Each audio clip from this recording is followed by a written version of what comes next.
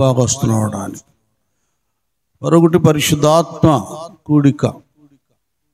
ఇక్కడ ఒకటి, మొదట ఆత్మ కలిగినటువంటి వారు ఆరిపోయిన పరిస్థితిలో, నిర్జీవ స్థితిలో కదా, మరి బలహీనమైన స్థితిలో ఉండగా ఆత్మను, ఆరిపోయినటువంటి ఆత్మ మరలా వెలిగించబడటానికి, మేలుకుంటానికి కదా, మరలా ఉజ్జీవించబడి బలపరచబడటానికి, వారికి ఉన్నటువంటి తలాంతును అది ఏ వరమైనా సద్వినియోగపరుచుకుంటానికి, ఇంకా పరిశుద్ధాత్మ శక్తిని పొందుకొనటువంటి వారు పొందుకొనడానికి ఇది ఒక మంచి అవకాశం. మరి ఇలాంటి అవకాశాన్ని దేవుడు మనకి ఇచ్చినప్పుడు దాన్ని మనం సద్వినియోగపరుచుకోవాలి. ఇది రావడం పోవడం అన్నట్లుగా ఉంటే మన కొరకు దేవుడు సిద్ధపరిచి ఉంచినటువంటి ఆ ఉన్నత అభిషేకాన్ని, కృపావరాలను మనం జారు విడుచుకుంటాం. ఆ రోజుల్లో శరీరధారిగా ఉన్నప్పుడు యేసుప్రభు వారు ఎలాగూ నశించిన దాన్ని వెతక రక్షించటానికి కదా, పల్లెళ్ళు, పట్టణాలు, కుగ్రామాలు, సముద్ర తీరానికి, అరణ్యానికి, కొండ మీద కూడా వెళ్ళి ఆయన ప్రజలకు సువార్తను ప్రకటించి రక్షణ మార్గానికి నడిపించాడు. ఆయన ఒక సహాయకుడిగా ఉన్నాడు, రక్షకుడిగా ఉన్నాడు, ఆదరణకర్తగా ఉన్నాడు ప్రభువారు. మొదటి ఆదరణకర్త శరీరధారిగా ఉన్నటువంటి యేసు ప్రభువారు.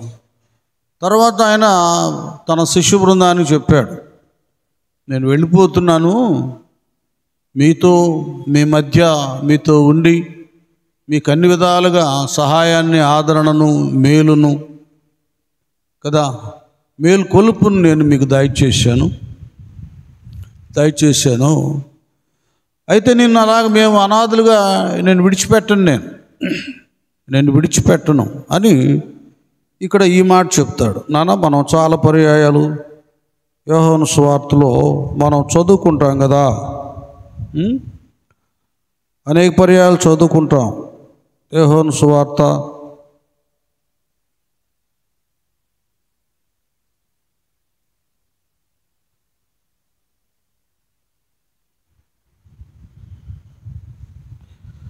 14వ అధ్యాయము 26వ వచనం. పరిశుద్ధాత్మను అనగా ఆదరణకర్తగా. అదే ఆత్మ అంట పరిశుద్ధాత్మ అంటే యేసుప్రభు వారు ఎబెనేజరుగా, సహాయకుడుగా ఎలాగున్నాడో, మరొకటి ఆదరణకర్తగా ఎలాగున్నాడో, అలాగునే పరిశుద్ధాత్ముడు కూడా ఆదరణకర్తగా కదా, సహాయకుడుగా, ఇంకనేక విధాలుగా మేలు చేయువానిగా తండ్రి అయినటువంటి దేవుడు కుమారుని వాగ్దానం ద్వారా సంఘం మీదకు పంపించాడు. దాన్ని అంటాడు మరలా యోహాను సువార్త 16వ అధ్యాయం 13వ చదవండి. సత్యస్వరూపైన ఆత్మ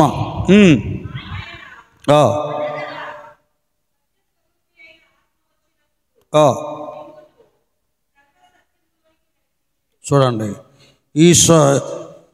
ఈ యొక్క ఆత్మ సత్య స్వరూపి అయిన ఆత్మ వచ్చినప్పుడు మిమ్మును, అది ఈ ఆత్మయ విషయంలో ఒకటి ఏంటంటే ఆయన ఆదరణకర్త, అంటే ఆదరణ, సహాయాన్ని అనుగ్రహిస్తాడు. 2, ఏదో విన్నాంలే, వెళ్ళాములే, తెలుసుకునేములే అన్నట్లు కాకుండా సర్వ సత్యములోనికి భక్తుల్ని నడిపిస్తాడు. ఈ 2 భక్తి జీవితానికి అవసరం. ఇది ఆత్మ సంబంధమైంది, దైవ సంబంధమైంది. దైవరాజ్యం ఆయన స్థాపించింది, ఆయన ఏర్పాటు చేసింది, ఆయనే దానికి అబ్రహాం గారు అన్నట్లుగా దేవుడు దేనికి శిల్పియు నిర్మాణకుడై ఉన్నాడో పునాదులు గల ఆ పట్టణం, అది శాశ్వతమైనటువంటి పట్టణం కదా. ఆ పట్టణ వాసులుగా లేక రాజ్య వారసులుగా చేయడానికి తండ్రి అయినటువంటి దేవుడు తన ప్రియకుమారుని ఈ లోకానికి పంపించాడు. యెషయా ప్రవక్త దాని గురించి మాట్లాడాడు. ఆయన ఏ విధమైనటువంటి ఆత్మను పొందుకొని దీనులకు సువార్త ప్రకటించి వారిని పరలోక బాటలో నడిపిస్తాడో యెషయా ప్రవక్త ద్వారా దేవుడు మాట్లాడాడు. ఆయన అలాగే రక్షకుడుగా ఈ లోకానికి వచ్చాడు. మానవాళిని అనేక మంది నశిస్తున్న వారిని ఆ మార్గాన, దివ్యమైన మార్గాన, నేనే మార్గమును సత్యమును జీవమును, జీవ మార్గానికి వాళ్ళని నడిపించాడు. తన టైం అయిపోయింది. ఆయన ఇక్కడ ఈ లోకంలో ఆయన ఏం చేయవలసిందో కుమారుడు సువార్త ప్రకటించాడు, శరీరధారిగా ఉన్నాడు, మానవాళితో సంచరించాడు, సహవాసం కలిగి ఉన్నాడు, మాట్లాడాడు, వాళ్ళని ఆదరించాడు, స్వస్థపరిచాడు, ఓరడించాడు, బలపరిచాడు. ఇన్ని చేసిన ఒక కార్యం ఆయన చేయాలి. అదేమిటంటే శిలువ త్యాగం, తన రక్తం చిందించాలి. కనుక కల్వరి శిలువ అనేవాడి బలిపీఠం మీద తన బలియాగంగా అర్పణ చేయబడి మరణించి మృత్యుంజయుడై మూడవ దినాన లేచాడు. ఆయన చేయవలసినటువంటి కార్యం అంతా ఆయన చేశాడు కదా. ఇప్పుడు ఇక శరీరంతో పని లేదు, రక్తంతో పని లేదు, అయిపోయింది. ఆయన శరీరధారిగా రావడం, రక్త మాంసంలో ఉండటం వలన రక్తం చిందించడం, ఆ కార్యం అయిపోయింది, ముగించబడింది. ఇక అంతా అదృశ్యమైనటువంటిది. దేవుడు ఎలాగూ అదృశ్యుడో, వాస్తవంగా కుమారుడు కూడా అదృశ్య దేవుని స్వరూపం. ఆ స్వరూపాన్ని మార్చుకొని శరీరధారిగా అవతరించాడు. ఇప్పుడంతా అదృశ్యం. ఇప్పుడంతా ఆత్మ విధానాన్ని మరలా సంఘం మీద నెలకొల్పాడు. ఇప్పుడు ఆ పరిశుద్ధాత్ముడే ఆదరణకర్తగా, చెప్పానుగా, ముందే చెప్పాడు, నేను వెళ్ళిన తర్వాత వేరొక ఆదరణకర్త ఆత్మను దేవుడు మీ మధ్యకి పంపిస్తాడు. ఆయన మీకు ఆదరణను సహాయాన్ని దయచేసి ఆయన మిమ్మలను సర్వ సత్యములోనికి నడిపిస్తాడు. ఇది ఇప్పుడు మనం పొందుకోవలసింది ఏంటంటే పరిశుద్ధాత్మ శక్తిని పొందుకొని ఆయన ఆదరణ, ఆయన సహాయాన్ని మనం పొందుకోవాలి. భక్తి జీవితం పరలోక రాజ్యంలోకి వెళ్ళటం అనేటటువంటిది ఇక్కడ మీరు అర్థం చేసుకోవాలి. కేవలము అక్షర సంబంధమైన రీతిగా మనం బోధించబడితే దేవుని రాకడకు సిద్ధపడం, మనము సర్వసత్యములోనికి అడుగు పెట్టం. సర్వసత్యములోనికి ఆయన మిమ్మల్ని నడిపించము అనే మాట ఉంది. అది పెదాలతో మనం పలికేదిగా ఉంటుంది, వినేదిగా ఉంటుంది. కానీ ఆ సర్వసత్యంలోనికి వెళ్ళటానికి ఈ ఆత్మాభిషేకాన్ని పొందుకోవాలి. ఇంకోటి మీకు అర్థమయ్యేటట్టు చెప్తాను. శిష్యులు పక్కన ఆయన నుండి, ప్రభువారు 12 మంది పక్కన ఆయన నుండి వాళ్ళకు అన్ని విధాలుగా సహాయం చేసి వాళ్ళకు సువార్తను బోధించి వాళ్ళకు అధికారం ఇచ్చి, ఇక్కడ చూడండి 2 రకాలుగా ఉంది భక్తులకు అధికారం. అప్పుడు యేసయ్య శరీరధారిగా ఉన్నప్పుడు 12 మంది శిష్యులను ఏర్పాటు చేసుకొని రోగులను స్వస్థపరచడానికి, దెయ్యాలు పట్టిన వారికి విడుదల చేయటానికి, చచ్చిపోయిన వాళ్ళను కూడా బ్రతికించటానికి ఆయన వాక్కు ద్వారా ఇచ్చిన అధికారం. ఇది కూడా మీరు గమనించాలి. యేసయ్య సెలవు ద్వారా ఆయన మాట ప్రకారం శిష్యులు పొందుకున్న అధికారం. వాళ్ళు కూడా పేతురు, యాకోబు, యోహానులు రోగులు తల మీద చేతులుంచి రోగులకు ప్రార్థన చేసి వాళ్ళని స్వస్థపరిచాడు. దెయ్యాలను వెళ్ళగొట్టారు. చాలా హ్యాపీ అయ్యారు. మా మాటకి దెయ్యాలు పారిపోవడం, మా ప్రార్థనకు దెయ్యాలు పారిపోవడం, రోగులు బాగైపోవడం అని చాలా సంతోషించారు. ప్రభువారి దగ్గరకు వచ్చి కూడా తాము పొగుడుకున్నట్లుగా, అయ్యా నీ మేము ప్రార్థన చేసినప్పుడు దెయ్యాలు వెళ్ళిపోతున్నాయి, రోగులు బాగైపోతున్నారు ప్రభు అన్నప్పుడు అరే బాబు దెయ్యాలు వెళ్ళిపోతున్నాయి, రోగులు బాగవుతున్నారని కాదు. ఆ విషయంలో కాదు మీరు సంతోషించవలసింది. ఏ విషయంలో? పరలోక రాజ్యములో మీ పేర్లు ఉన్నాయని, పరలోక వారసత్వాన్ని మీరు సంపాదించుకున్నారన్న ఆ సంతోషం ఉండాలి. ఆ సంతోషం ఉండాలని అది జ్ఞాపకం చేశాడు. ఇప్పుడు కూడా మేము ప్రవచిస్తున్నాం, మేము దెయ్యాలను వెళ్ళగొడుతున్నాం, మేము అద్భుతాలు చేస్తున్నాం అన్న ప్రతి ఒక్కరూ ఇది మేము చేస్తున్నామని వాళ్ళకు వాళ్ళు పొగుడుకుంటాం, దాని ద్వారా ధనాన్ని సంపాదించుకుంటాం అనేటటువంటిది కాదు. అల్పులమైన మాకు పరలోక రాజ్య వారసత్వాన్ని దేవుడు మాకు ఇచ్చాడు. పరలోక రాజ్య వారసులమయ్యాం. ఆయన స్వాస్థ్యాన్ని సంపాదించుకుంటానికి దేవుడి భాగ్యాన్ని ఇచ్చాడని సంతోషించాలి. అది పూర్తిగా మర్చిపోతున్నారు అందరూ. ఏ వరం ఉన్నా అతిశయిస్తున్నారు, కానీ ఇది దేవుని భాగ్యం, అసలు ముందు మాకు పరలోకంలో స్థానం ఉంది అనేటటువంటి సంతోషం కనపట్ల. మాకు పేరుంది, మాకు జనులు ఉండారు, ధనం ఉంది, ఘనత ఉందని వీటిలే సంతోషిస్తున్నారు కదా. అప్పుడు కేవలం యేసయ్య తన మాట చొప్పున అధికారం ఇచ్చి శిష్య బృందానికి రోగులను స్వస్థపరచడానికి, దెయ్యాలు వెళ్ళగొట్టడానికి ఆ వరాలు ఇచ్చాడు. అంతవరకు అయిపోయిందా? ఇక తర్వాత ఆయన మరణించి 3వ దినాన్ని లేచిన తర్వాత 40 రోజులు భూమి మీదే ఉన్నారు. 12 పర్యాయాలు శిష్యులకితో కలిసి మాట్లాడాడు.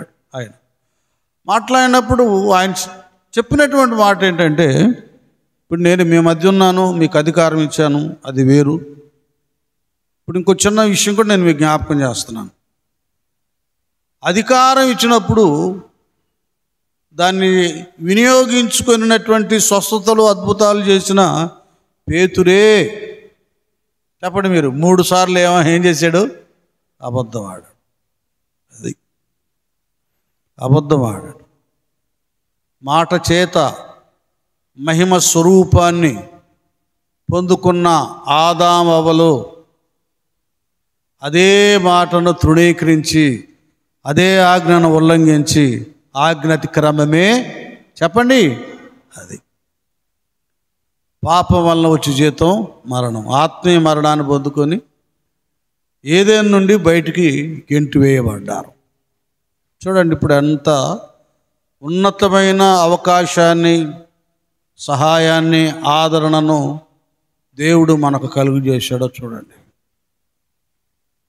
నోటి మాట వలన అధికారం పొందుకుంటం వలన కాదు, ఆ అధికారమే, ఆ అభిషేకమే, అంటే కుమారునిలో ఉన్నటువంటి అభిషేకం ఏమిటో, ఆయన బాప్తిస్మం పొందిన తర్వాత పరిశుద్ధాత్ముడు పావుర ఆకారమున ఆయన మీద అలాగూ వ్రాలి ఉన్నాడు. ఆ పైన ఈయన నా ప్రియ కుమారుడు, ఈయన యందు నేను, అది చూసారా? ఇక్కడ త్రిత్వం, ముగ్గురు అక్కడ ప్రత్యక్షమయ్యారు. ఏ ఆత్మను ఆయన కలిగి సేవకత్వాన్ని ముందుకు కొనసాగించి మృత్యుంజయుడై పరలోక రాజ్య స్థాపన భూలోకులు చేశాడో, పక్క నుండి ఏబిసిడులు వీళ్ళు నేర్పించడం కాకుండా అస్సలు తానుకున్నటువంటి అభిషేకాన్ని, ఆత్మను మీరు పొందుకోవాలని శిష్య బృందానికి ఆజ్ఞాపించారు. మీరు ఎలాగ పడితే అలాగ వెళ్ళిపోయి నా దగ్గర ఏవే నేర్చుకున్నారు కదా, నేర్చుకున్నాయి చెప్పొద్దు. ఇప్పుడు మీరు చెప్పడం కాదు, నేను చెప్పే మాటలన్నీ పరిశుద్ధాత్ముడు మీలో ఉండి చెప్పాలి. అనేక పర్యాలు మనం అంటాం, మాట్లాడినది మీరు కాదు కానీ మీ తండ్రి ఆత్మ మీలో నుండి. ఇది లింకు. సహాయం చేయడం, ఆదరణ కలిగించడం అంటే ఇది. కాబట్టి ఇప్పుడు ఏం చేయాలి? అప్పుడేమో కుమారుడు వారితో ఉన్నాడు, ఇప్పుడేమో ఆయన చెప్పాడు మీరు పైనుండి శక్తి పొందుకునేంత వరకు పట్టణంలో నుంచి అది పట్టణంలోనే నిలిచి ఉండాలి అని వినండి, అర్థం చేసుకోండి. నిలిచి ఉండాలి. అప్పుడు మీరు పైనుండి శక్తి పొందుకున్న తర్వాత ఆత్మను పొందుకున్నాక ఎందుకు వెళ్ళమన్నాడంటే, అంతకుముందేమో కేవలం అధికారం పెత్తనం చలాయించడానికే సెలవీయబడ్డారు. దాన్ని సద్వినియోగపరుచుకునేటువంటి విధానం కూడా ఒక పర్యాయం వాళ్ళకి తెలియలా, వాళ్ళు వినియోగించుకోలేకపోయారు. ఉదాహరణకి మార్కు సువార్త 9వ అధ్యాయంలో కదా, ఆ మూర్ఛల వ్యాధి కలిగినటువంటి వాడిని వాళ్ళు స్వస్థపరచలేకపోయారు. మనకు తేటగా తెలుసుగా, వాడిని బాగు చేయలేకపోయారు, అవమానపరచబడ్డారు. ప్రభువారు వచ్చి వాడిని స్వస్థపరచడం జరిగింది. ఇలాగ కొన్ని ఉన్నాయి. అధికారం పొందుకున్న అభిషేకం లేకపోవటను బట్టి వారు ఓడిపోయినటువంటి పరిస్థితులు ఉన్నాయి. ఇప్పుడైతే అది కాదు. నేనే అభిషేకాన్ని కలిగి ఉన్నానో, నా లోపల ఏ తండ్రి ఆత్మ నిలిచి ఉందో, ఇప్పుడు అదే ఆత్మను మీరు పొందుకోవాలి. చూడండి అంతంత చాయిస్. కృపను దేవుడు మనందరికి అనుగ్రహిస్తున్నాడో ఆయన ప్రేమ ఇక్కడ మనకు అర్థమవుతుంది. మన పక్కన కాదు, మనలో ఉండాలి, మనలో ఉండాలి. ఎంతగా రూపించబడిందంటే, నాన్న కొరింథీయులు అంటాడు కదా పౌలయ్య, మీ దేహం పరిశుద్ధాత్మకు నిలయమని. చూడండి నా మాట చదవండి. ఎంతగా ఈ అభిషేకం మనలను రూపుదిద్దుతుందంటే, ఏ విధమైన ప్రభావ మహిమలను ఈ అభిషేకాన్ని మనం పొందుకుంటూ వలన మనకు కలుగుతుందంటే, చదువునా, మీరు దేవుని ఆలయమై ఉన్నారని దేవుని ఆత్మ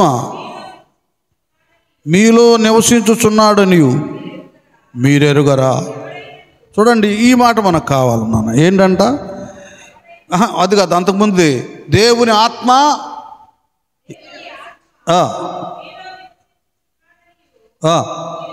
అది ఏముందంటే ఇప్పుడు మనలో చెప్పండి, అది మనలో నివసిస్తూ. ఎన్ని నాన్న చదివింది?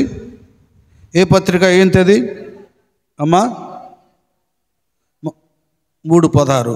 ఒకసారి 6:19 చదువు. దేవుని వలన మీకు అనుగ్రహించబడి మీలోనున్న పరిశుద్ధాత్మకు, అది మనలో ఉన్న పరిశుద్ధాత్మకు మన దేహం ఏమైందంట, అంత ఆధిక్యతను పొందుకునే భాగ్యాన్ని దేవుడు మనకిచ్చాడు. యుగ యుగాలలో తరతరాల్లో ఆయన మనకు సమీపంగా ఉండి తన వలే మనలను మలచాలనే ప్రతి ప్రణాళికను కదా, ప్రతి గ్రేస్ అంటారే, గ్రేస్ పీరియడ్ అంటారే, గ్రేస్ కృపను అనుగ్రహిస్తూనే ఉన్నాడు. ఆయన చేస్తూనే ఉన్నాడు. అయితే మనమేం చేస్తున్నామంటే, ఆయన ఏది మనకు ఉచితంగా అనుగ్రహించడానికి ఇష్టపడుతున్నాడో అది మనం పొందుకోలేకపోతున్నాం. వచ్చిన తిప్పలది, అది మనం అభిషేకాన్ని మనం పొందుకోలేకపోతున్నాం. అందుకే సరిగా నిలబడలేకపోతున్నాం, సరిగా ప్రార్థన చేయలేకపోతున్నాం, సరిగా ఆధ్యాత్మిక సంబంధమైన విషయాలలో ఆసక్తిని కోల్పోతున్నాం. ఒక వ్యక్తి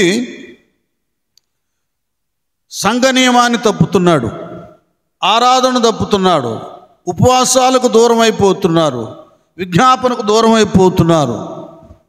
చూడండి, ఇలాంటి ఉన్నతమైన కార్యాలకు దూరం అయిపోతూ ఉన్నాడంటే అర్థం ఏంటంటే, ఆ దేహములో ఆ వ్యక్తిలో పరిశుద్ధాత్మ శక్తి లేదు. ఆత్మ మనలో ఉన్నప్పుడు పౌలయ్య అన్నట్లుగా రోమీలకు రాసిన పత్రిక ఆత్మ సంబంధంగానే మనం నడుస్తాం. శరీరానికి ఎక్కువ మనం ప్రాధాన్యత ఇచ్చినప్పుడు శరీర సంబంధంగా నడుస్తాం. ఏమి తిందాం, ఏమి త్రాగుదాం, ఏమి ధరిద్దాం, ఎలాగ సంపాదించుకుందాం, ఎలాగ సమకూర్చుకుందాం, ఈ లోకంలో ఈ ఘనమైన రీతికి ఎలాగ బ్రతుకుదాం, ఇది కేవలం దీని గురించే మనం ఆలోచిస్తాం. ఈ విషయం కొరకే నడుస్తాం, ఎదురు చూస్తాం, కనిపెడతాం. ఇప్పుడు లోకస్తులం కాదు కదా. ఎందుకు మనం బాప్తీసం పొందాం, ఎందుకు మనం రక్షించబడ్డాం, ఎందుకు మనం ప్రార్థనలకు వస్తున్నాం, ఎందుకు మనం ఇదివరలో చేసినట్లుగా తప్పులు చేయడం లేదు, ఎందుకు మన నోరు కంట్రోల్ పెట్టుకున్నాం, ఎందుకు ఇలా జీవిస్తున్నాం, నిష్ఠగా ఉండాలని కదా. ఆ నిష్ఠలో పరిపూర్ణత, ఆ నిష్ఠలో అభిషేకం, ఆ నిష్ఠలో శక్తి రావాలంటే మనకు ఫుల్ సపోర్ట్ స్పిరిచువల్గా మనం పొందుకుంటానికి ఆదరణకర్త ఆత్మను మనం పొందుకోవాలి. హల్లెలూయా, హల్లెలూయా. ఇది కావాలి, ఈ శక్తిని పొందుకోవాలి. ఇక పేతురయ్య 120 మందితో అందరు కలిసి కనిపెట్టి ప్రార్థన చేశారు, పరిశుద్ధాత్మ శక్తిని పొందుకున్నారు. ఇంకా అక్కడే యుద్ధం మొదలైంది, అక్కడే విమర్శ మొదలైంది, అక్కడే తృణీకారం మొదలైంది. వాళ్ళేం భాషలు మాట్లాడుతూ కదా కేకలు వేస్తూ ఉన్నప్పుడు చుట్టుపక్కల జనులు వచ్చారు.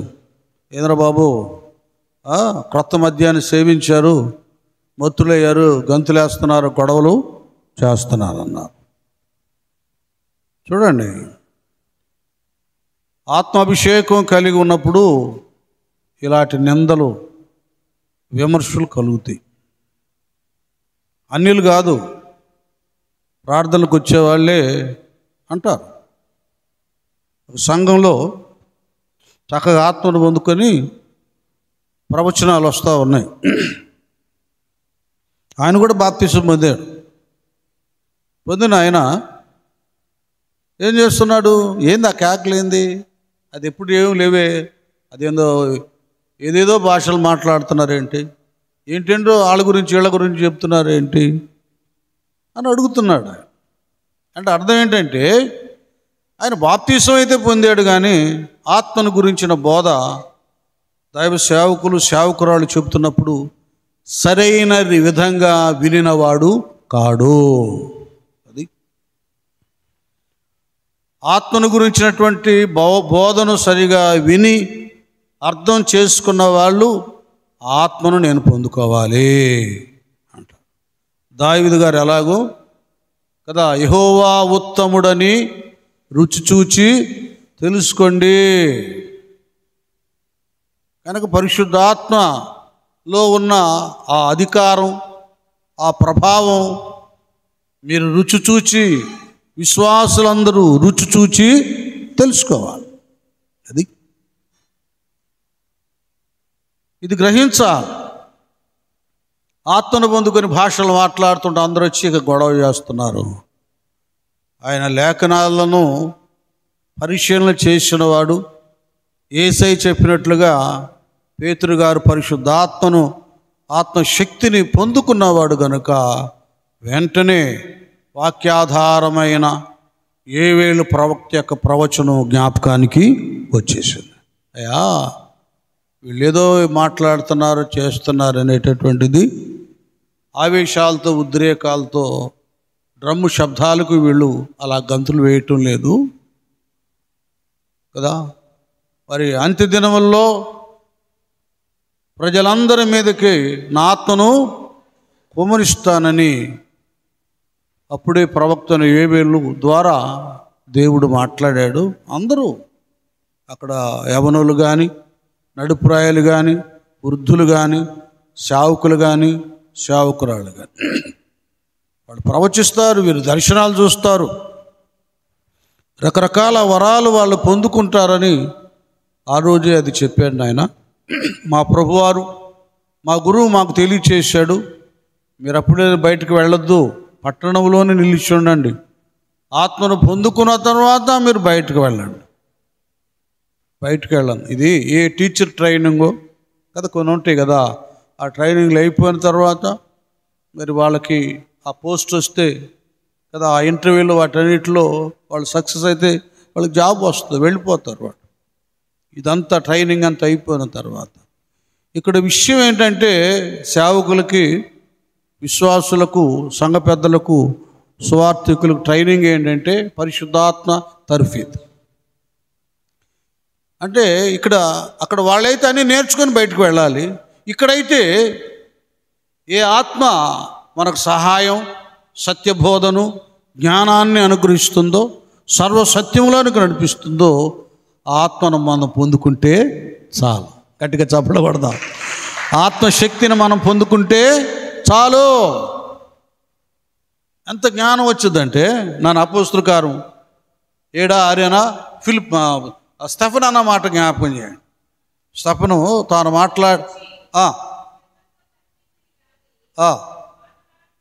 చూడండి, స్టెఫెను ఆత్మను పొందుకొని మాట్లాడుట యందు అతడు అగపరిచిన జ్ఞానమును,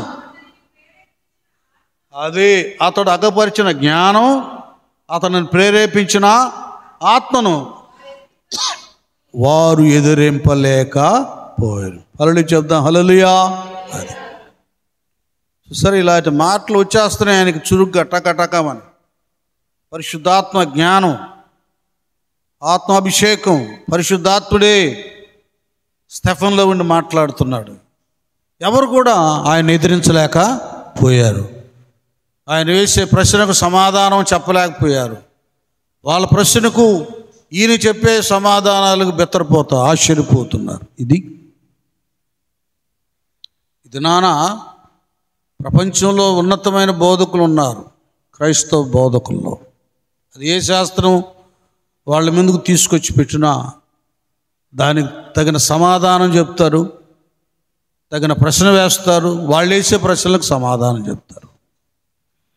అది పరిశుద్ధాత్ముడిచ్చిన జ్ఞానం. అది అంత ఎదగాలి మీరు. అది నేను చెప్పేది. ఆత్మను పొందుకుంటేనే మీరు ఈవెన్ ప్రార్థనతో కూడా చాలా పర్యాలు చెప్పే కదా, రోమా 8:26 ప్రార్థన చేసే విషయంలో కూడా. ఇక్కడేమో మాటల యందు ఆయన చూపిన అగపరిచిన జ్ఞానమందు ఎవరు కూడా ఎదిరించలేకపోయారు. ఈ ఆత్మను మనం పొందుకున్నప్పుడు నా ప్రార్థన రాదు, నేను చేయలేను అనేటటువంటిది కాదు. ఇప్పుడు ఆయనే ట్రైనింగ్ ఇస్తాడు, ప్రేయర్ ట్రైనింగ్ కూడా ఇస్తాడు. అటువలే ఆత్మయు. చూసారు, ఇక్కడ అర్థమవుతుందా? మనం ఏం చేస్తామంటే ప్రార్థన చేసేటప్పుడు, ఇవాళ మనకు ఒక జ్వరమే వచ్చింది అనుకోండి, ఆ జ్వరం భౌతికంగా మనకు అర్థమైపోద్ది కనుక, ప్రభువా ఈ జ్వరం వచ్చిందయ్యా, జ్వరం తగ్గించయ్యా అని మనం ప్రార్థన చేస్తాం. ఇది మన శరీరానికి తెలిసేది, మనకు కనబడేది కదా. కనబడనటువంటి బలహీనతలు ఎన్నో ఉంటాయి ప్రతి విశ్వాసిలో. అంటాడుగా పౌలయ్య, సుడువుగా చిక్కులు పెట్టే పాపం. ఆయనకు తెలుసు ఒక విశ్వాసిని సులువుగా ఎట్లా పడేస్తుందో సాతానుడు. సులువుగా చిక్కులు పెట్టే పాపం ఏంటో పౌలయ్యకు తెలుసు. కారణం, అభిషేకాన్ని పొందుకున్నవాడు, ఆత్మను పొందుకున్నవాడు. అందుకే కదా అందరికీ నేను బోధించి నేను ఎక్కడ భ్రష్టుని అయిపోతాను పరిశీలన చేసుకున్నాడు. మరి ఒక చిన్న రోగం తగ్గితేనే, ఒక చిన్న ప్రసంగం చేస్తేనే మనం పొగుడుతాం. ఈ పొగడతకు ఉబ్బిపోయి తబ్బిపోయి కదా వాళ్ళని హెచ్చించుకొని దిగజారిపోయినటువంటి బోధకులు చాలామంది ఉన్నారు. ఆయన అలాంటాడు కాదు. యేసయ్య ఎలాగో నికోదేముకుతో నువ్వేమో నన్ను పొగడొద్దులే కానీ, ఆయనకేం కావాలో ఒకడు క్రొత్తగా జన్మించితేనే కానీ పరలోక రాజ్యంలో ప్రవేశించడని కదా. నీటి మూలముగా ఆత్మ మూలంగా అక్కడ కూడా లింకు. అలాగే పౌలయ్య విశ్వాసులందరికీ సులువుగా చిక్కులు పెట్టే పాపాలు ఉంటాయి నాయన. అవి దూరం అయిపోవాలంటే, అవి అణిచివేయబడాలంటే మీరు మీ పెదవులతో ప్రార్థన చేయటం కాదు కానీ దేంతో చేయాలి? ఆత్మతో చేయాలి. ఇప్పుడు చదువునాను. అది మనం ఆత్మను పొందుకున్నప్పుడు అర్థం చేసుకోండి. మామూలుగా ఉన్నప్పుడే రక్షించబడి మామూలుగా ఆత్మ లేనప్పుడేమో మన కలుగుతున్న కష్టాలు, అనారోగ్య పరిస్థితులు, సమస్యలు మన కంటికి కనపడతాయి కనుక వాటి కొరకు ప్రార్థన చేస్తాం. మనం ఇంకా సరి చేసుకోవలసినవి, సంపాదించుకోవలసినవి, సమకూర్చుకోవలసినవి కొన్ని ఉన్నాయి. అవి మనకు తెలియవు. పరిశుద్ధాత్మ దేవునికి మాత్రమే తెలుసు. ఆయన ఏం చేస్తాడు? మనం ఆత్మను పొందుకున్న తరువాత అటువలే ఆత్మ అదే మన బలహీనతలను చూచి సహాయము, బలహీనతలు చూస్తున్నాడు ఆయన, చూస్తున్నాడు. ఈ నా కుమారుడు, నా కుమార్తె ఈ విషయంలో బలహీనురాలుగా ఉంది. బలహీనతలు చూచి ఏం చేస్తున్నాడు అట్నానా? అది అర్థమవుతుందా? ఆయన ఆదరణకర్త, ఆయన సహాయకుడు. ఈ సపోర్ట్ మనకుంటుంది ఆత్మను పొందుకుంటే. ఇది చాలా లోతుగా గ్రహించడం లేదు విశ్వాసులు. ఈనాడు అది గ్రహిస్తే అందరూ పరిశుద్ధాత్మ శక్తిని పొందుకొని మందిరం అంతా పెందెకొస్తు పండుగ దినం రోజు మేడగదిలాగా తయారైపోయేది. ఒక్కళ్ళు రగిలితే అందరూ రగిలించబడేవారు, గంతులు వేసేవారు, భాషలతో నిండిపోయేది, భాషల ధ్వనితో మందిరం అంతా, ప్రవచనాలతో నిండిపోయేది. అలనాడు పౌలే ఎలా కంట్రోల్ చేశాడో ఒకరి తర్వాత ఒకరు ప్రవచించండి అని ఆ కంట్రోల్ చేసేవాళ్ళు, నడిపించేవాళ్ళు. వాపు ప్రవచించు, భాషలతో ప్రవచిస్తే ఆగు. ఒకవేళ వెంటనే ఆ భాషలతో చెప్పే ప్రవచనానికి అర్థం చెప్పేవాళ్ళు ఉంటే ఓకే ప్రవచించు. ఇట్లా కంట్రోల్ ఉండేది. పాత నిబంధన కాలంలో ప్రవక్తలందరి మీద, సమూయేలు గ్రంథంలో చెప్పండి ఎవరున్నారో, ప్రవక్తలందరి మీద సమూయేలు నాయకుడిగా ఉన్నాడు. అంతేనా? ఆయన నాయకుడిగా ఉండి ప్రవక్తలు నడిపించాడు. వాళ్ళు ప్రవచిస్తున్నారు అక్కడ, వాళ్ళని కంట్రోల్ చేశాడు. అలాగే ఏలియా కాలంలో ఎలీషా కాలంలో ఎలీషా వాళ్ళందరినీ కంట్రోల్ చేశాడు.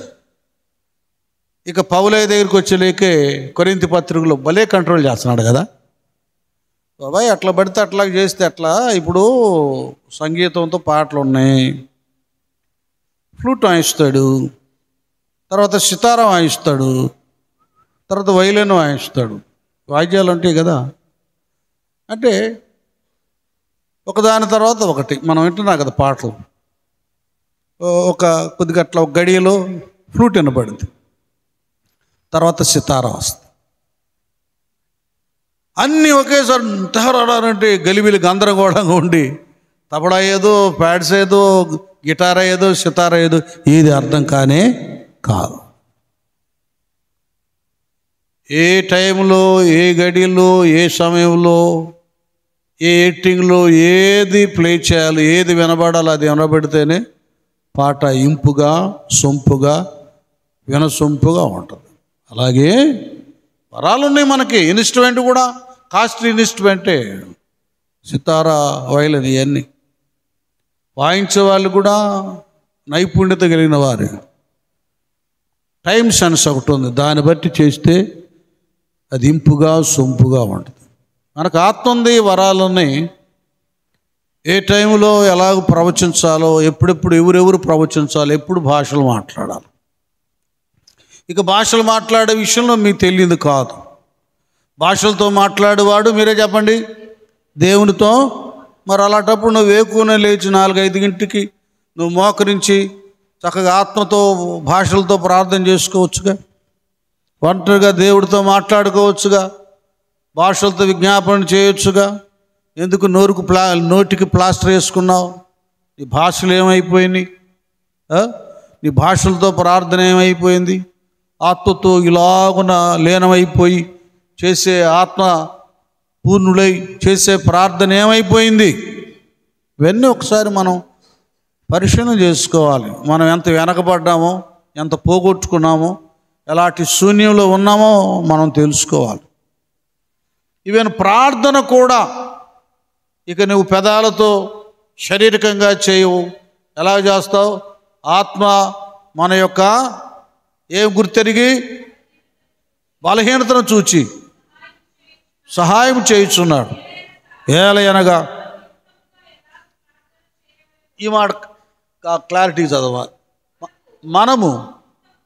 మనము ఒకటి, రెండోది అది యుక్తముగా. చూసారా, ఈ రెండు లేవు అన్నమాట. మనం మన స్థితి గుర్తెరగట్లా. రెండోది ఏం లేదు, యుక్తముగా. ఏంటది? యుక్తముగా ఎలాగునా ప్రార్థన చేయవలెను. ఇవి తెలియట్లా మనకు. చాలా ఉన్నాయి ప్రార్థనలు. ఎందుకు 24 గంటల ప్రార్థన చేయటం ఏం జరగటం లేదు? ఎందుకు రోజు అడుగుతున్నా ఎందుకు పొందుకోలేకపోతున్నావంటే, మనము యుక్తముగా ఎలాగూ ప్రార్థన చేయవలెను. తర్వాత ఏమంటాడు? చేయవలెను. అది అర్థమవుతుందా? రక్షణలోనే ఉంటే అభిషేకం లేకపోతే మనకు తెలియవు.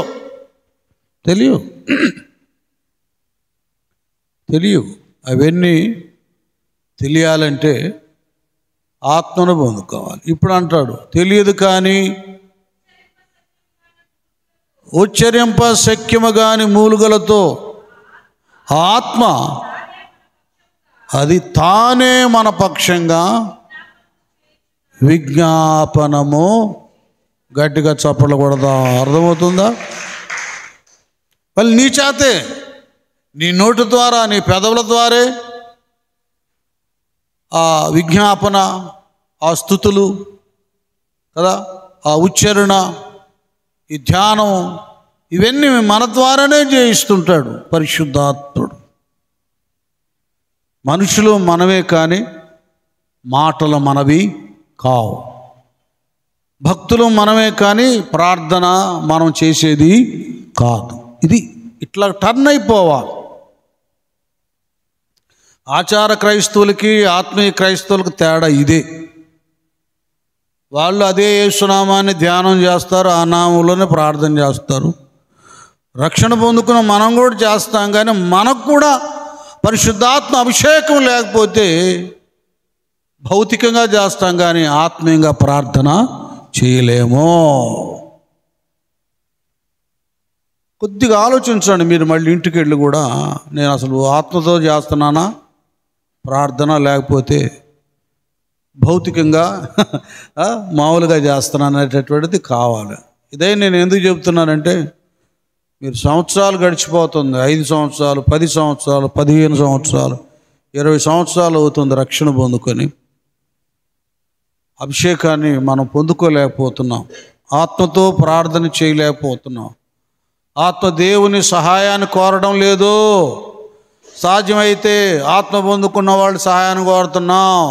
నా కోసం ఏం ప్రవచించుద్దో, అన్న నా కొరకు ఏ దర్శనం చూస్తాడో, నా గురించి ఏం దేవుడు బయలుపరుస్తాడో అని ఇతరుల మీద మనం ఆధారపడుతున్నాం. అది మనం చేస్తున్న పొరపాటు. అదే దేవుడు తన కృప ద్వారా అన్నీ మనకు అనుకూలపరిచాడు, కానీ మనం అది సంపాదించుకోలేకపోతున్నాం. అంత్యదినాల్లో ఇది కావాలి, అభిషేకం కావాలి. నీ ప్రార్థన సరిపోదు నీ ఇల్లు రక్షించబడాలంటే, నీ సమస్యలు తీరాలంటే నీ నోటి ప్రార్థన సరిపోదు. నీకు పరిశుద్ధాత్మని సహకారం, ఆదరణ, సపోర్ట్ కావాలి. అప్పుడు ఆత్మతో ప్రార్థన చేసినప్పుడు దుష్టుని కార్యాలను లయపరుస్తాడు దేవుడు. దుష్టుని పునాదులు కదిలించబడతాయి, వాడి సంఖ్యలు ఊడిపోతాయి. అది కావాలి. మీకు అర్థమయ్యేట్టు చెప్తాను. పౌలు శీలను తీసుకెళ్ళి చెరసాలలో వేశారు. వీళ్ళు కంప్లీట్గా అభిషేకంతో ఉన్నారు, ఆత్మతో ఉన్నారు వాళ్ళు. దానికి అర్థం ఏంటంటే, బాగా బెత్తాలతో కొట్టేశారు. ఒళ్ళంతా కూడా హోనం అయిపోయింది. సంఖ్యలు బిగించారు. మామూలుగా ఏం చేయాలి? ఏడవాలి, నుట్టూర్పు విడవాలి, అమ్మా అని మూలుగుతూ ఉండాలి. అసలు ఏమాత్రం ఆ మూలుగు కానీ, ఆ ఏడుపు కానీ, ఆ చింత కానీ, ఆ కన్నీరు కానీ, ఆ కేకలు కానీ ఏమి లేవు. ఏం శిల అన్నా, మరి ఏంటి అన్న, ముందు పాట పాడదామన్నా అని కదా. పౌలు శీలను బంధించి చెరసాలలో వేసిన, పౌలు శీలను బంధించి చెరసాలలో వేసిన, పాటలతో ప్రార్థించగా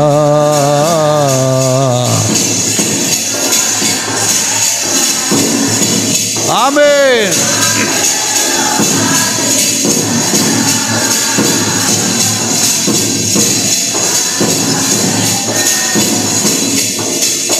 యెహోవా నీ నామము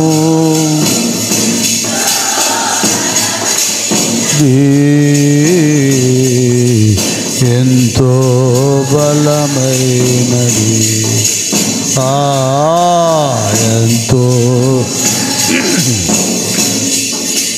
యెహోవా నీ నామము. ఒక్కసారి అపోస్తలుల కార్యం 16వ అధ్యాయంలో ఆ రిఫరెన్స్ చూడొచ్చు. ఎందుకంటే మీకు ఆత్మ వైపు మీ దృష్టి మళ్ళిస్తున్నా, అభిషేకం వైపు మళ్ళిస్తున్నా. అపోస్తలుల కార్యగ్రంథంలో కానీ ఇంకా తదుపరి కానీ ఏవైనా అద్భుతాలు జరిగినాయంటే ఆత్మ కలిగిన వారి ద్వారా మాత్రమే అవి జరిగినాయండి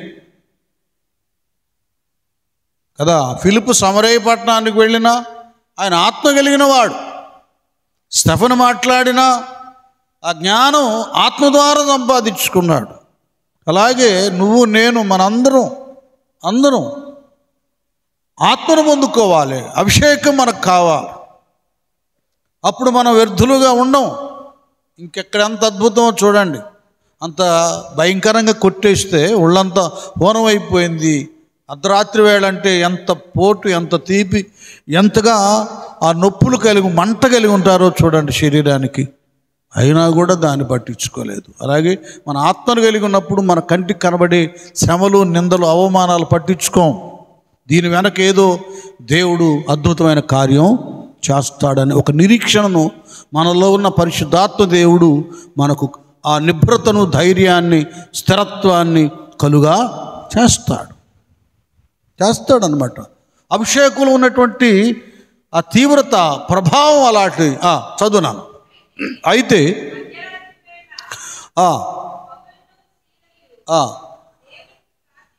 నేను అంతకుముందు జరిగిన సంఘటన కూడా జ్ఞాపకం చేద్దాం అందరికీ. ఏం జరిగిందో, వాళ్ళని ఎట్లా కొట్టారో అది. చూడండి, ఆ పుతోనే దెయ్యం పెట్టిన అమ్మాయి ఏం చేస్తుందంటే ఆ దెయ్యం ఆవరించి సోదిగాళ్ళు ఎలా సోది చెప్తారో, ఆ ఎడ్లు పోయినాను కూడా నీ ఎడ్ల పలానా వాళ్ళ దగ్గర ఉండి పో దొరుకుతాయి అంటే దొరికినాయి. సైతాన్ అంతా తిరుగుతాడుగా. వాడు పరలోకమే వెళ్ళాడు, భూలోకులన్నీ తిరిగాడు. పలానా ఎంక అమ్మాయి, సుబ్బమ్మయ్యో, గేదెలో ఏవో పోయినాయి. ఈ సోది చెప్పి ఆయన దగ్గరికి వచ్చాడు. పుతోన్ అనే దెయ్యం పట్టింది అనమాట. ఇట్ట అనే దెయ్యం వచ్చింది లోపలికి. ఎడ్లు పలానా దగ్గర ఉండే పోండి అంటే అక్కడ దొరికాయి. ఇంకా వెంటనే అందరూ వచ్చేసేవాళ్ళు అంతరాలు కట్టించుకుంటానికి, మంత్రాలు చేయించుకుంటూ వస్తే ఒక టీమే తయారైంది. యజమానులు అని ఉంది కదమ్మా, అంతేనా? ఒక టీం అనమాట. ఒక టీం తయారైంది. ఈ అమ్మాయి అడ్డం పెట్టుకొని ఆ సోది చెప్పించి వచ్చిన డబ్బులన్నీ వీళ్ళు సమకూర్చుకునేవాళ్ళు. దాని మీద కూడా దెయ్యాల మీద బ్రతికేటటువంటి ఇంకా భయంకరమైన దెయ్యాలు వీళ్ళు.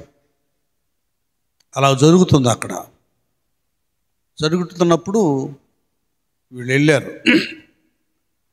ఆ దెయ్యమే వీళ్ళని ఏదేదో పొగిడింది. ఏసునామను గద్దించలేకే ఆ దెయ్యం ఆ పూతూ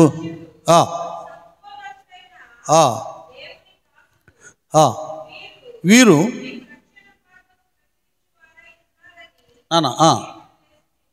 ఇక్కడ కూడా ఇది కూడా కొద్దిగా వినండి. అంటే మీరు అర్థం చేసుకోవాలి. చాలామందికి అర్థమైందిలే.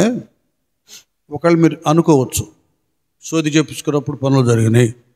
అంతరం కట్టించుకున్నప్పుడు ఆ సమస్య తీరింది.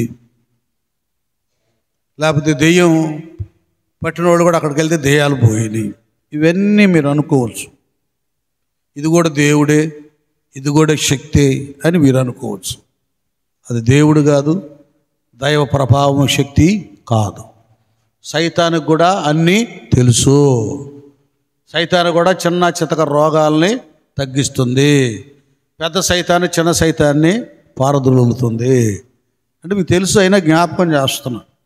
అందుకని సోదులు చెప్పించుకుంటాం, జ్యోతిష్కుడి దగ్గరికి వెళ్ళటం, సిద్ధాంతి దగ్గరికి వెళ్తాం, అవి కరెక్టే. కానీ మనకు సర్వోన్నతుడున్నాడు, బుద్ధి జ్ఞానముల సర్వ సంపద ఆయనకి తెలియదంటే ఏది లేదు. సర్వాంతర్యామి ఆయన. అన్ని ఎరిగిన దేవుడు మనకున్నాడు. ఆయన ఆత్మను మనం కలిగి ఉన్నప్పుడు అన్నీ మనం గ్రహిస్తాం. ఒకసారి ఏమైందంటే, ఒకళ్ళు వచ్చారు ప్రార్థనకి. వస్తే దేవుడు చిన్న పాస్టర్ గారిలో అభిషేకం వచ్చేసింది. ఫలానా వాళ్ళు ఇక్కడికి వచ్చారు, వారికి ఇది జరగలేదు, ఇది జరగలేదు, ఇంకేముందిలే మా బ్రతుకులేలాగా అయిపోయి నిరుత్సాహపడుతున్నారు. దేవుడు తప్పక ఇప్పుడే వచ్చారు, ఎప్పుడు రావాలి మందిరానికి, ఈవేళ వచ్చారు మందిరానికి, దేవుడు తప్పక మీ పక్షంగా కార్యం చేస్తున్నాడు. గట్టిగా చప్పలు పడదాం. ఇది బిత్తరపోయారు వాళ్ళు. నిజంగానే జరిగింది. ఇప్పుడు ఆయన అమెరికాలో ఉద్యోగం చేస్తున్నాడు. ఒకసారి నేను బిన్నట్టు వెళ్తే వాళ్ళు గుర్తుపట్టారు, పిలిచి ప్రార్థన చేయించుకొని విషయాలు చెప్తున్నారు. అన్నా, అభిషేకం అనేటటువంటిది మన మీద ఉన్నప్పుడు అన్నీ మనం తెలుసుకుంటాం. దెయ్యాలు చెబుతారు, దర్గాలు చెబుతాయి, అన్నీ చెబుతాయి, దెయ్యాలు భూతాలు పోతాయి, కానీ వాళ్ళు సర్వశక్తిమంతులు కాదు. వాటికి శక్తి ఉన్న సర్వశక్తిమంతుడు యేసు ప్రభువారు మాత్రమే కదా. ఆ పూతోను దెయ్యం బట్టి సోది చెబుతా ఉండి జరుగుతున్నాయి, చాలా జరుగుతున్నాయి. అబ్బా, అక్కడికి వెళ్తే ఆ సమస్య తీరిపోదు, పదండి వెళ్దామని గుంపులు గుంపులు వస్తున్నారు. వందలు వేలు సంపాదించుకుంటున్నారు యజమానులు. ఈ పట్టిన ఉందే చిన్నది. దెయ్యం తన లక్షణం ఏంటంటే నాశనం చేస్తుంది. క్రమక్రమేణా ఆమెను స్థావరంగా చేసుకొని ఆ బిడ్డను రక్తాన్ని పీల్చేసి బలహీనరాలు చేసి చివరికి చచ్చేటట్టుగా చేస్తుంది. అది ఆత్మ పొందుకున్న బిడ్డలు వేరు. వాళ్ళ మొక్కలు చూడండి, పరిశుద్ధాత్మ పొందుకుని ప్రవచిస్తున్నాము. వాళ్ళ మొక్కలు దూతల్లాగా కళకళలాడుతూ ఉంటాయి. వీళ్ళ మొక్కలు చూడండి ఒకసారి, వాడు అవి పెట్టుకుని ఓ చూడగానే వాడు దెయ్యంలాగా భూతంలాగా కనపడతారు. వాళ్ళ మొక్కలు ఎలాగుంటే చూడండి, పీనుగు రూపం ఉంటుంది. అలాగ అయిపోతుంటే తరివేశారు వీళ్ళు. యేసయ్య నామములో తరివేశారు. పౌలు శీలలు కోపం ఎక్కింది. మా లాభానికి గండి కొట్టేశారు కదరా, మాకు లేకుండానే చదువునానా. ఏం చేశాను, మా లాభానికి లాభ సాధనంగా ఉంటే అది ఏంటంటే ఎట్ట వాడుకుంటున్నారు వీళ్ళు, అది దెయ్యాలండి. అంత దుర్మార్గులండి. దెయ్యం బట్టి ఉంటే ఆ దెయ్యాన్ని ఆమెలో ఉండనిచ్చి లాభ సాధన, వాళ్ళ లాభం కొరకు చిన్న బిడ్డకి ప్రాణం తీస్తున్నారు దుర్మార్గులు. తమ లాభ సాధనము పౌలును శీలను పట్టుకొని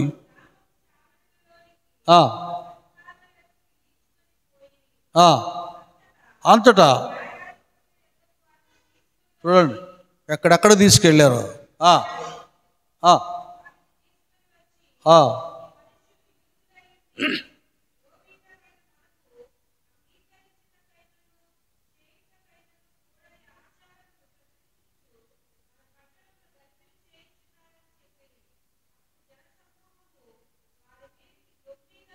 బాబా ఇప్పుడు అదే జరుగుతుంది ప్రస్తుతం కూడా.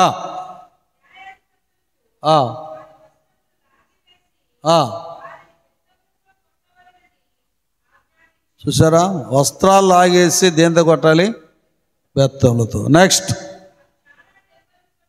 చూసారా, చాలా దెబ్బలు కొట్టి, ఇక్కడ అర్థం చేసుకోవాలి మనం, చాలా దెబ్బలు కొట్టి వారిని చెరసాల్లో వేసి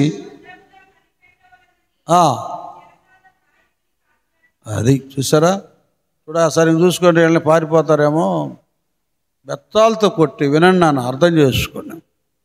వీళ్ళు ఇవన్నీ సహించటానికి సనకుండా గొనకుండా ధైర్యంగా ఉండటానికి కారణం ఏంటంటే ఆత్మను పొందుకొని ఉన్నారు కనుక పరిశుద్ధాత్మ దేవుడే వీళ్ళకి ధైర్యాన్ని, ఓర్పు, సహనాన్ని కలుగా చేశాడు. అలాగే సిస్టర్, నువ్వు పరిశుద్ధాత్మను పొందుకొని ఉంటే నీ ఇంట్లో యజమానుడు, పిల్లలు, గొడవలు, గందరగోళాలు ఎన్నొచ్చినా కూడా నువ్వు ధైర్యంగా ఉంటావు. దేవుడు తప్పక నా ప్రార్థన ఆలకిస్తాడు, సౌలును పౌలుగా మార్చినట్టుగా నా బిడ్డలను మార్చేస్తాడు అని ఒక నిరీక్షణ నీకు వస్తుంది. నువ్వు ఎప్పటికప్పుడు దిగజారిపోవడానికి గల కారణం ఏంటంటే ఆత్మ లేని నీ స్థితి. రక్షణ పొందుకున్న ఆత్మ లేని నీ స్థితి నీకు సహాయం దొరకకుండా చేస్తుంది, నీకు ఆదరణ కలగకుండా చేస్తుంది, నువ్వు ధైర్యపడకుండా చేస్తుంది. పిరికాత్మ నీలోకి వస్తుంది కనుక ప్రతి చిన్నదానికి దిగజారిపోయి ఏడుస్తూ, సాధ్యమైతే ప్రార్థనలు కూడా మానుకుంటూ, ఇంకా సాధ్యమైతే దేవుని మీద నింద వేస్తూ బ్రతుకుతున్నాం. ఆత్మను పొందుకుంటూ లెక్కలేవి. ఒక్క మాట తోలనాడలేదు పౌలు శీలలు. ఇలాగూ ఈ రోజున మనం హింసించబడటం దైవ చిత్తమేమోనని ఇంకేం చేశారు నాన్న, చదువురా తల్లి.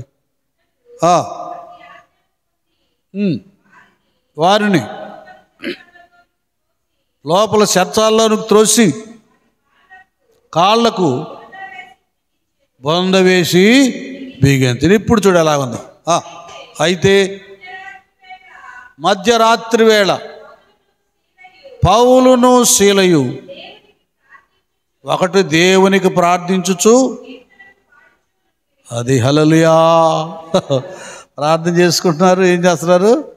కీర్తనలు పాడుతున్నారు. మన హోల్ నైట్ ప్రేయర్లో ప్రార్థన చేసి మళ్ళీ మధ్యలో పాట పాడుతూ ఉంటాము. అది వాళ్ళకి హోల్ నైట్ ప్రేయర్ అయిపోయింది. మనమేమో 70-80 మంది ఉన్న ఆ అభిషేకం, ఆ ఒరవడి, ఆ తీవ్రత రాదు. వీళ్ళిద్దరే అసలు చెరసాలని మందిరంగా చేశారండి. వీళ్ళు మామూలు కాదు. చెరసాలను ఏం చేశారు? దేవుని మందిరంగా చేశారు. ఇక అనుకుంటూ ఉండొచ్చు, చుట్టుపక్కల ఖైదీలు ఉన్నారుగా, నేరాలు ఘోరాలు చేసిన వాళ్ళు, అరే వీళ్ళకి సిగ్గుశారం ఏమి లేదు చూడరా, ఎట్ట కొట్టారు, దొన్నను కొట్టినట్టు కొట్టి పడేశారు, బత్తాలతో తిట్టారు, చివరికి ఒక పశువులాగా బండకు బిగించేశారు. అయినా కూడా వీళ్ళేంద్రా బాబు, ఈ పాటలేంది, ఈ ప్రార్థనలు ఏంటి అనుకోవచ్చు. అదే హృదయాలు అలాగూ విమర్శిస్తున్నటువంటి వారి హృదయాలను కూడా వీరు ఆత్మతో పాడిన పాటలు, ప్రార్థనలు టచ్ చేసినాయి. ఇది అసలు టచ్ అంటే దెయ్యాలు భూతాలు పోవటం కాదు, నేరాలు ఘోరాలు పారిపోవటం. హోలీ స్పిరిట్ టచ్ అలాగ ఉంటుంది. పాడుతూ ఉంటే ఏం జరిగింది నానా?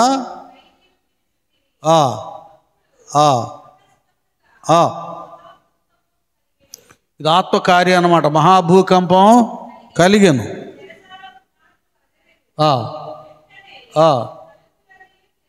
అబ్బాబాబా, అది చూసారా, వీడు ఆత్మతో చేసిన ప్రార్థన. ఇక్కడ ఒక మెర్కెల్. ఆ రోజు ఆ చెరసాల వరకు మాత్రమే ఈ భూకంపం కలగడం కానీ కదా, గేట్లు తెరవబట్టడం కానీ, బంధకాలు సంఖ్యలు ఊడిపోవడం కానీ అక్కడే జరిగింది. ఏ చెరసాల, ఏ ప్రాంతంలో అది జరగలేదు, ఆ భూకంపం కలగలేదు. ఈ ఆత్మ తీవ్రతతో వీళ్ళు చేసిన పాటలు, ప్రార్థనలు ఇంత అద్భుతమైనటువంటి కార్యాన్ని దేవుడు చేశాడు. నేను చాలా పర్యాయాలు చెప్పాను, అదే ఆత్మకార్యం అక్కడ జరగకపోతే ఈ ఖైదీలందరూ అబ్బా ఏం అవకాశం దొరికిందిరా, తలుపులన్నీ బార్లుగా తెరిచేశారు, గేట్లన్నీ, ఎందుకు సంఖ్యలు కూడా ఊడిపోయిన పారిపోయేవాళ్ళు. ఆ సంఖ్యల కంటే, ఊడిపోవటం కంటే వాళ్ళ పాప బంధకాలు ఊడిపోయినాయి. వాళ్ళల్లో మంచి మనసు వచ్చేసింది, మారు మనసు వచ్చింది, ఒక మాట చెప్పాలంటే. కనుకే వెళ్ళి మళ్ళీ పారిపోయి మళ్ళీ డబల్ శిక్ష పడిద్దిరా, ఎందుకు తన్నులు తినేది, ఎందుకు ఇది జరిగిందేమోనని మౌనంగా ఉండిపోయారు వాళ్ళు. ఇది ఆత్మకార్యం. నేరాలు, ఘోరాలు, హంతకులు, దుర్మార్గుల యొక్క సంఖ్యలే, బంధకాలే ఊడిపోతే నీ ఇంట్లో చెరసాల్లాగుండి ఎన్ని శ్రమలు కష్టమైనా దేవుడు ఆ బంధకాలు తెంచివేయలేడా? నువ్వు పౌలుషీల్లాగా ప్రార్థన చేయలేవా? అభిషేకం నువ్వు పొందుకోలేవా? వాళ్ళకే ఇస్తాడా దేవుడు అభిషేకం, ఆత్మ? నీకివ్వడా? దేవుడు పక్షపాతి అనుకుంటున్నావా? యేసుక్రీస్తు అందరికీ ప్రభు. ఆత్మ నీకు కూడా ఇచ్చాడు ఆయనకంతే. నువ్వు దాన్ని రిసీవ్ చేసుకోవడం లేదు, ఆ శక్తి పొందుకోవడం లేదు నువ్వు. కనుకనే శక్తివంతమైన కార్యాలు కుటుంబాల్లో జరగడం లేదు. ఇది పరిశీలన చేసుకోవాలి దేవుని పిల్లలు. ఇది కావాలి. చాలా మరిక్కలు అక్కడ. ఆత్మ కలిగినటువంటి ఇద్దరే ఉన్నారు అక్కడ భక్తులు. ఇరువురు అభిషేకం, ఆత్మ నడిపింపు, ఆత్మ కార్యం ఒక ఉన్నతమైనటువంటి అద్భుతాన్ని అక్కడ చేసింది. సంఘటనలు చూడండి, ఆత్మీయంగా చదువు, మనం దాన్ని ధ్యానం చేయాలి. తర్వాత చూడన్నాను ఎలాగున్నాయో విషయాలు నేను ముగిస్తున్నాను. చెరసాల నాయకుడు మేలుకొని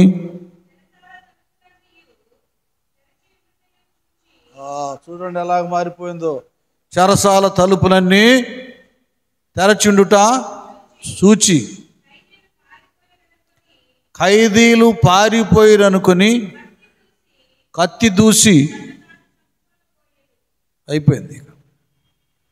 అందరు వెళ్ళిపోయారు. ఏంది, ఎందుకు జరిగింది ఇది అర్థం కాలే, ఆయనకి మైండ్ పోయేది. అది దైవ కార్యాలు. అందుకే మన దేవునికి మీరే చెప్పండి, ఆశ్చర్యకరుడు అంటే అర్థం ఏంటో తెలుసా?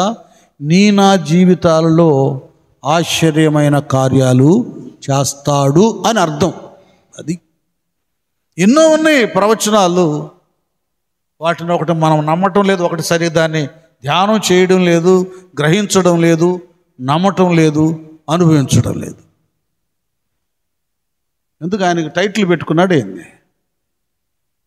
మనోడు కొంతమంది పెట్టుకుంటారు జైశాలని, వాడు దేంట్లో జయించినాడు కాదు, పుట్టి టైటిల్ కాదు అది. ఆశ్చర్యకరుడు అంటే అర్థం నా జీవితంలో కూడా ఆయన ఆశ్చర్య కార్యాలు చేస్తాడు. నీళ్ళను ద్రాక్షారసం చేయడం ఆశ్చర్యం కాదా? కానాల పెళ్లిలో చేశాడు, వాళ్ళకి ఆశ్చర్యకార్యం చేశాడు. నీళ్ళ మీద పేతురు నడవడం ఆశ్చర్యం కాదా? ఎన్నో ఉన్నాయి. మనకెందుకు చేయడు ఆయన? ఒక వాస్తవం మీరు గుర్తెరగాలి, మీకు అర్థం అవడానికి చెప్తున్నాను. బైబిల్ అనేది కథల పుస్తకం కాదు. ఇది కథల పుస్తకం కాదు. ఒకటి చరిత్ర, రెండు దేవునిచే కదా ప్రవక్తల ద్వారా వ్రాయించిన పరిశుద్ధ గ్రంథం. బాలమిత్ర చందమామ కథలాంటిది కాదు ఇది. ఇందులో వేల వాగ్దానాలు ఉన్నాయి. ఆశ్చర్య కార్యాలు జరిగిస్తానన్న వాగ్దానం ఉంది. ఆయన అంగీకరించినటువంటి వారి జీవితాల్లో దేవుడి కార్యాలు చేస్తాడు. గట్టిగా చప్పట్లు పడదాం. ఇది కథల పుస్తకంగా మీరు ప్రసంగం అంతా కూడా కల్పిత కథలుగా వినేవాళ్ళు భావించకూడదు. దేవుడు ఆత్మ ద్వారా మాట్లాడుతున్నాడు. ఈ రోజున మాట్లాడి నా బ్రతుకులు ఏదో ఒక నూతనత్వాన్ని, ఒక అద్భుతాన్ని జరిగిస్తాడనేటటువంటి రీతిగా ఉండాలి.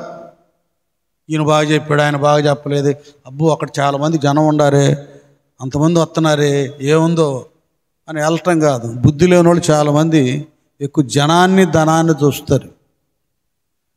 అంతమంది వస్తున్నారమ్మ, ఒకరోజు వెళ్దాము మనం అంటది. ఇది పురుగుంటి పుల్లకూర, ఇంటింటి ముద్ద తినే రకాలు ఉంటారు కదా వీళ్ళు. వాళ్ళకి ఇళ్లలో వండిన కూరలు నచ్చవు. అది గడ్డైనా పేడైనా అది బాగా టేస్ట్గా ఉంటుంది. అలాగే చాలామందికి వాళ్ళ కొరకు కన్నీరు విడిచి కష్టపడి ఇంటి చుట్టూ తిరిగి వాళ్ళ కష్టాలు, శ్రమల్లో వేదన పడేటటువంటి సేవకులు ద్వారా దేవుడు మాట్లాడే మాటలు వాళ్ళకి ఇంపుగా ఉండవు. వాడెవడో తెలియదు అసలు, ఎప్పుడు నీ ఇంటికి వచ్చినాడు కాదు, అక్కడికి పరిగెడతావు. అంటే అర్థం ఏంటంటే ఆత్మ నడిపింపు నీలో లేదు. నీకు జనం, ధనము, ఘనం ఇవి కావాలి. అబ్బో చాలామంది వచ్చారే. డబ్బులుంటే జనాలను కూడా మనం సమకూర్చవచ్చు. శనివారం ఉపవాస ప్రార్థన, వచ్చిన వాళ్ళకి 100 రూపాయలు ఇవ్వబడును, మధ్యాహ్నం భోజనం పెట్టబడను, చస్తే సమాధి పెట్టి కూడా ఇవ్వబడను, పుడితే కేకులు కట్ చేయబడను అని పెడితే ఈ మందిరం చాలదు. కాబట్టి ఈ లోక సంబంధమైన వాటిని ఆశించే వారు ఎక్కువైపోయారు. ఆత్మ సంబంధమైన అపేక్ష కంటే వచ్చే భక్తులని ఊరక ఆచారంగా భక్తులని పిలువబడుతున్న వారు ఇవి వింటే చాలు, లౌకిక లోకపరమైన ఆధిక్యతలుంటే పరిగెడతారు. అక్కడ దేవుడు ఉండడు, సమాధి పెట్లు, కేకులు, డబ్బులు ఉంటాయి, జనాలు ఉంటారు. కనుక అభిషేక తీవ్రత ఎక్కడుందో అది మనం గమనించాలి. అంత భయంకరమైన శ్రమ గడియల్లో పౌలు శీలలు పాటలు పాడుతున్నారు, ప్రార్థనలు చేస్తున్నారు. అక్కడ అద్భుతం దేవుడు చేశాడు, ఆశ్చర్య కార్యం.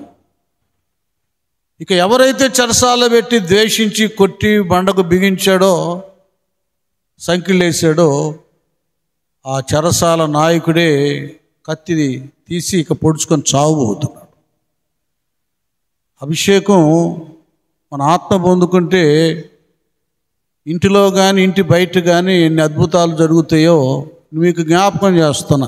ఇదే మీరు చాలాసార్లు విన్నారు, పౌలు శీలలు, చెరసాలు, సంఖ్యలు విడిపోవడం. ఈరోజు దేవుడు వినూతమైన రీతిలో అభిషేక తీరిలో మాట్లాడుతున్నాడు, చావబోతున్నాడు. నాన్న నెక్స్ట్ చదువురా తల్లి.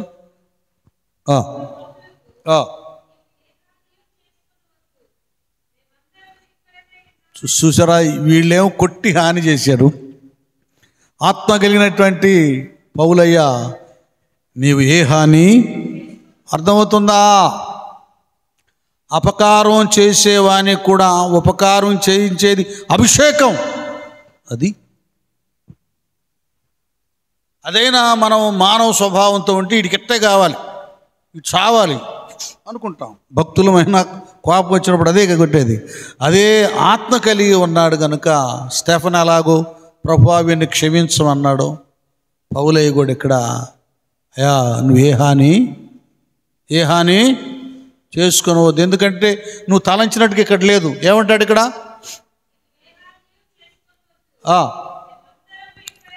మేమందరము ఇక్కడనే ఉన్నామని. అది ధైర్యపరచాలిగా. బాగా తెలివైన మాట ఇచ్చాడు పరిశుద్ధాత్ముడు. ఈయనేం పారిపోయారు ఖైదీలందరూ, ఇంకేముంది, నా పై అధికారి నన్ను శిక్షిస్తాడు, ఇక ఇట్లాగ అయిపోద్దు, భయపడి చావబోతు. అమ్మ అయ్యా నువ్వు ఏ హాని చేసుకోవద్దు. ఏమంటాడు? అందరము, అది ఎవరు బయటికి వెళ్ళి అందరూ ఉన్నామని తెలియజేశాడు. ఇది అభిషేకం ఉన్న తీవ్రత, అద్భుతం, ఆశ్చర్యం నువ్వెందుకు పొందుకో. అలనాడు మన పితరులు సమాజాన్నే, చెరసాల నాయకుల బ్రతుకులనే బాగు చేస్తే మన బ్రతుకులు మనం బాగు చేసుకోలేమా? అభిషేకం పొందుకోలేమా? జ్ఞాన విజ్ఞానాన్ని, ధైర్యాన్ని సొంతం చేసుకోలేమా? ఇది ఈ అభిషేక కూటానికి దేవుడు మనతో మాట్లాడేది. ఎలాగున్నాం, ఏం చేస్తున్నాం? చదువునా తర్వాత అది లాంతర్యామ దీపం చేయమని చెప్పి లోపలికి వచ్చి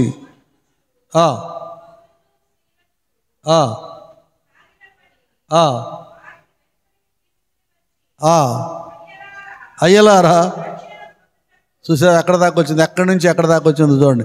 రక్షణ పొందుటకు, అది ఇప్పుడు గట్టిగా చెప్పడం కొట్టండి.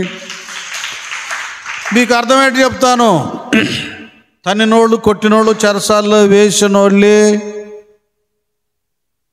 వాళ్ళే ఇంకా తెల్లారి వీడికి జడ్జిమెంట్ తీర్పు తీర్చి వీడికి ఏదో శిక్ష వేద్దాం, యావజ్జీవ కారాగార శిక్ష, ఉరి శిక్ష వేద్దాం అనుకున్న వాళ్ళే ఆయన కాళ్ళ మీద పడ్డారు. పౌలు శీల కాళ్ళ మీద పడ్డారు. పడి ఏమడుగుతున్నారు? అయ్యలారా, రక్షణ పొందుటకు నేనేమి మీకు ఇప్పుడు దేవుడు మీతో మాట్లాడుతున్నాడు. అలాంటి భయంకరులే అభిషేకం కలిగినటువంటి పౌలు శీలలు పాడినప్పుడు, ప్రార్థించినప్పుడు హృదయాలు కరిగి రక్షణ పొందుటకు నేనేమి చేయాలని అడిగారే.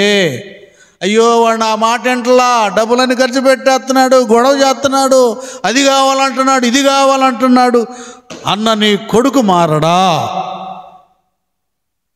నువ్వు సరిగా ఆత్మతో ప్రార్థన చేస్తే, అమ్మా నేను కూడా ప్రార్థనకు వస్తానే, నాన్న నేను కూడా వస్తాను, నాన్న నేను కూడా బాప్తీసం తీసుకుంటాను అంటాడు. నమ్మితే చప్పట్లు కొట్టాలి. లేదుగా అభిషేక ప్రార్థన, లేదుగా ఆత్మ ప్రార్థన, లేదుగా ఆ బండల దగ్గర, చప్పడాల దగ్గర, ఆ వాకిట్లో, ఈ వాకిట్లు, ఈ ఇంట్లో, ఆ ఇంట్లో, ఆ సీరియల్ ముచ్చట్లు, ఈ సీరియల్ ముచ్చట్లు. మా లక్క ప్రార్థనకి వెళ్ళేది. బయటోళ్ళకి నేను చెప్పటంలా, ప్రార్థనకే వెళ్ళేది. మళ్ళీ గట్ల మీద కూర్చున్నప్పుడు వచ్చేది అసలు ప్రార్థన ముచ్చటే రాదు, లోకులు ముచ్చటే. ఎక్కడి నుంచి వచ్చిద్దామా నీకు ఆత్మ? ఎక్కడి నుంచి తన్నుకొని వచ్చిద్దా? ముందు అవన్నీ సరి చూసుకోవాలి. అభిషేకానికి అడ్డుగా ఏమున్నాయో రక్షించనేరకున్నట్టు యెహోవా హస్తములు, విననేరకున్నట్లు ఆయన చెవులు, మీకు మీ దేవునికి మీ దోషాలు అవన్నీ తీసేసుకోవాలి. నేను చెప్తున్నాను. ఇప్పటికీ నీకు సమస్యలు ఉండొచ్చు, అప్పులు ఉండొచ్చు, వడ్డీలు కట్టే పరిస్థితులు ఉండొచ్చు, చాలా ఉండొచ్చు. అయినా కూడా నీ భౌతిక, శారీరక సంబంధమైనటువంటి ఈ ప్రార్థన సరిపోదు. అభిషేకం పొందుకో. ఆ పరిశుద్ధాత్ముడే నువ్వు ఎలాగూ ప్రార్థన చేయాలో నీకు నేర్పిస్తాడు, నీ చేత ప్రార్థన చేయిస్తాడు. అటన్నిటి విషయాల్లో పౌలు శీలలకు బెత్తాలతో కొట్టబడ్డ ఎలాంటి ఓర్పు సహనం ఇచ్చాడో నీకు ఇస్తాడు. తాడుకుంటావు. ఏ విషయంలో కూడా నువ్వు నిట్టూర్పు విడవు, ద్వేషించవు, యేసు రక్తమే చేయవు. దేవా నువ్వే చేయాలని ప్రార్థన చేస్తావు నాన్న. దేవుడు మారుస్తాడు. ఇంకంతే. ఒక చిన్న సంగతి చెప్పి ముగిస్తాం. అక్కడ ఒక ఊర్లో వాళ్ళు చౌదరీస్ అనమాట. అలాగ మొత్తానికి వెళ్ళి పక్కన వాళ్ళ ద్వారా ఏదో రీతిగా ప్రార్థనకు వెళ్తూ ఉంది.